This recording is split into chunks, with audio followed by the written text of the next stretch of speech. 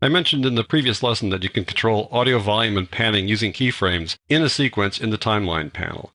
I think it's a more intuitive way to control volume than using the effect controls panel. That's because you're right down in the timeline where you can see the relationship between clips. Because lots of times you're controlling one clip versus another one, so you can have the volume change depending on what you're hearing in the other clip. And you can also look at the waveform inside a clip to help you make decisions about where to put keyframes and where to make volume and panning changes.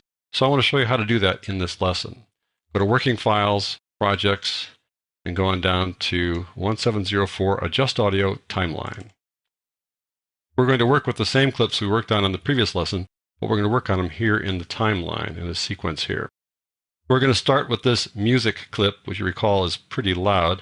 What I want to do is just bring the volume down. Now I'm going to select this clip, and it's going to show up inside the Effect Controls panel with the volume open there so you can see it as we make changes. We're going to make the changes right here in the timeline using this little line here, the little yellow line, sometimes called the levels control or the rubber band. We're going to pull that up and down. And you pull that up and down using the selection tool. Just have the selection tool there, and when you get there, it's a context-sensitive tool, right? And it changes to that little rubber band or levels control controller there with two arrows going up and down. Now, in addition to the selection tool, you can also use the pen tool. When you hover over it, you get this little plus sign. That means if you click there, you're going to add a keyframe there with the pen tool. It can come in handy if you want to add a bunch of keyframes, but if you simply want to pull the line up and down, you need to hold down the Control or Command keyboard modifier to do that, so it can get a little clumsy sometimes. I'll show you how it works though a little bit later on in the lesson. Right now I want to go back to the selection tool. Now how do you know this little line is going to control volume? You know it because you can see it here in this little drop-down list. If you don't see the drop-down list, that means that you're zoomed out too far. If you're zoomed out like this, it just disappears. You need to be zoomed in far enough so you can see past the name of the clip, sort of like that, and then you get to see this drop-down list.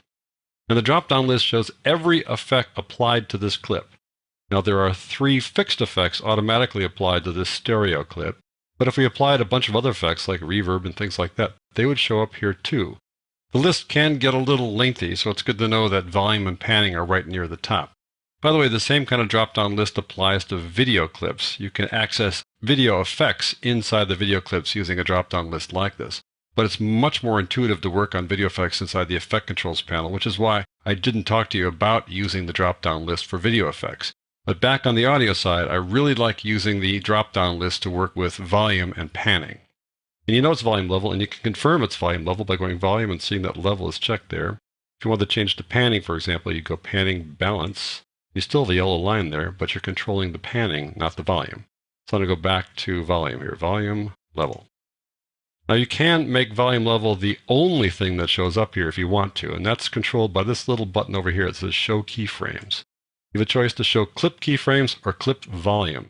If you choose clip volume, you don't have a choice here anymore. It's just volume, so there's no confusion anymore. I want to go back to the default here where it's clip keyframes. I can also go to track keyframes or track volume. I'm going to talk about how you control the entire track in another sequence. So let's stick with show clip keyframes, and we're going to stick with volume. Now I just want to change the volume here. I want to drop it down. So I'm just going to hover here until I get that little up and down arrow, click and drag and pull it down. You can see the change in volume there. It kind of goes quickly, jumps around a lot. So if you want to slow down that change, hold on the control or the command key, and then it's going to be a more fine-tuned drop there. You can do big chunks, then fine-tune it when you hold down the control or command key. So we'll bring it down to about there. If you hover over here, you can see what the volume is here, minus 11.57, which is round off to 11.6. Now we can play this. Well, I know how much you wanted me to stay, but it just... So did you notice that as it was playing, it was about minus 12 dBFS? We dropped it about 12 dB, and this thing started out just below 0 dBFS, decibels below full scale, so bringing it down that far, then brought it down that far here as well. So that's the results there. Let's move on down to Gettysburg here. This is kind of a low volume to go. Our Father is brought forth on this. So I want to bring it up, so I need to click on it so I can see it over here in the Effect Controls panel. Open up volume there so I can see what's going on. I want to bring it up, and before you notice we brought it up to only 6. Well, we'll see what we can do here inside the clip. Pull it up, and it stops at 6.02. That's as far as we can go. So just as we got the 6 here and stopped, you get the 6 here and stop as well. No working around that. So we're going to use the gain again. Right click on here and go to audio gain. We'll increase it to 12 dB like that. And we'll say that's probably going to be too loud. But now we're going to play it for a while and see what it sounds like. This continent, a new nation, conceived in liberty, and dedicated to the proposition. So you can pull it down on the fly like that and listen to it as you pull it down. Fourth on this continent. Okay, that's how you can control that without any keyframes. We're going to go to this next sequence here and add some keyframes. It helps sometimes to get a little real estate here, so I'm going to pull up this line here between the video and audio, bring it a little bit higher so we deal only with audio. And the default view is that this first header is open, this disclosure triangle is open, but the rest of them are not, so you can open it like this. If I want to expand the view so I can see the waveform better, I pull down on the bottom of this header, pull it down like that. If I want to expand the view of a video track, I pull it up to do that. So up for video, down for audio. I'm not too concerned about waveform here because the waveform is pretty non-distinct. It's just this basic white noise there. So I'll leave that up like that. I want to put keyframes here in this audio. So I need to find a place where I want to finish the change. Someplace like this, let's say. I'll just say right there should be the end of the increase in volume. So to add a keyframe, there's a couple ways to do that. If you make the clip active like this, and a little diamond shows up here. The Add Remove Keyframe button shows up here, just like the one up here in the volume right there. Same little routine as that one. So here, if you just click on that, that adds a keyframe there, that little dot. If I want to then add another keyframe, I can pull it over here like this to the left and do that again. Very simple. If I want to move the keyframe, I can just slide it to the left and pull it down. So that's what I'm going to do here to make the volume change. How intuitive is that? Just that easy to add a keyframe, move it where you want it, and then drop the volume. Simple. Let's do that again so you can see that at work. I'm going to expand the view a little bit here so I can have more room to manipulate the keyframes. You can see we are at this keyframe where we want to be at up here as well. So I want to add a keyframe to this scenic clip here. I can just make it active so that it's active there and this little diamond comes on. I click there, there's a keyframe. Just go to the left a little bit, add another one, and now click on that one and drag it down to the left. Bam, done. How simple.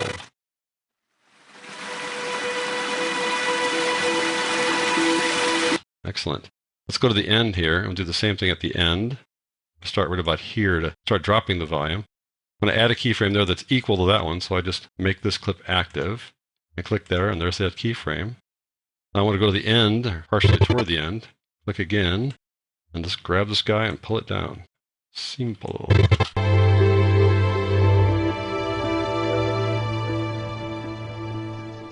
you go. If I want to come down earlier, I'm going to navigate to the keyframe like this. There we are on the keyframe. Now I can grab it, have it come in a little bit earlier.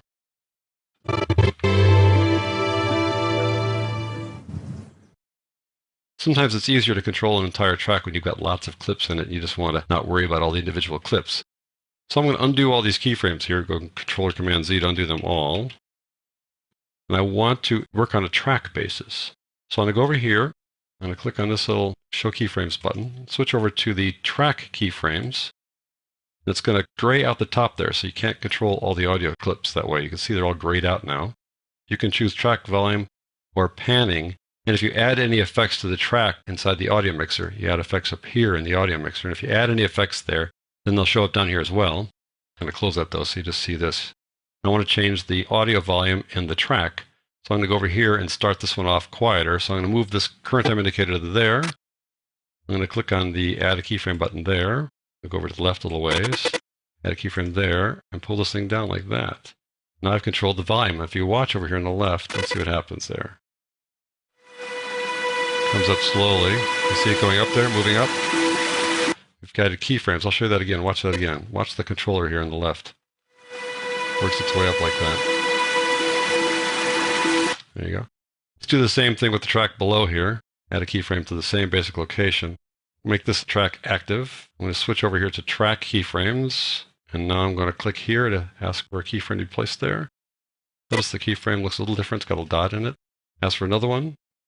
Pull it down to the left like that. This is the second track now, so we watch that one. You'll see that this guy's going to drop down there as well. They both work together now.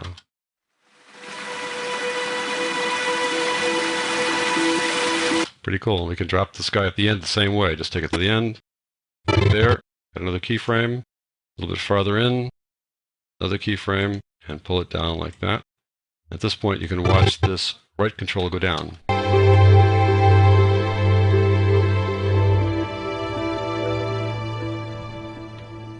There you go. That's how you do track keyframes. We're going to work with the mixer in a separate chapter, but I just want to kind of give you a sense of how that works. Moving on to the time-lapse sequence, this is where we've got two clips working together. Need more real estate here, so I'm going to pull this guy up to get rid of that video. Just work with these two guys. I'm going to expand the view down here by opening that. I want to expand the width too, so I press the backslash key. There you go. And I want to have the thunder come in later and the wind start gradually. So I'm going to put a keyframe right here. Now if I want to use the pen tool, I can use that as well. Just go over here and just click, and that adds a keyframe like that. I can add another one like this and pull it down. So you can use the pen tool. Not necessarily a bad thing to do, right? I'm going to use the pen tool here as well, so I want to bring the volume up like that. And click over here and bring it down. You can see it is kind of fast to use the pen tool. Trouble with the pen tool, if you want to not add a keyframe, just control it. You got to hold down the control key to do that. When you click on it, then it doesn't move very well. As you can see, it's kind of tricky to move it. But at any rate, that's how you use the pen tool. But what I want to do now is change to panning. So I'm going to click this little drop-down list here and go to Panner. No longer volume. Now it's going to be Panner. So now you've got the same yellow line, but no keyframes come up because we're working with the Panner controller, not the volume controller. And I want to pan this guy in from the right, starting about here and then bring it in from the right. So I'm going to click here to add a keyframe. Now go up, that's minus 100, that's left. Down, that's right, plus 100. I'm going to go over here, click again and pull it all the way up like that. We'll go all the way across like that, minus 100. So it's going to pan from right to left. Let's see if that works. We're going to isolate this track. I'm going to turn off volume here just to hear that track and see if we hear the thunder move from right to left here. There you go. If you got your headset on or got your speakers on, you heard the thunder go from right to left there, kind of fast. So when I hover over a keyframe here with the pen tool, you see it has a little zero on it or kind of an oval there. That means you can now select it and drag it right or left. There you go. So we'll have it take a little bit longer to make that little pan. I'm going to go back to volume here. I think I want the volume to be a little louder, so I'm going to level for volume. Bring this guy up a little louder like that.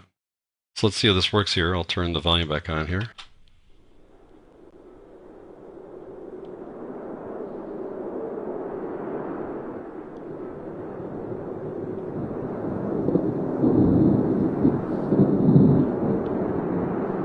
There we go.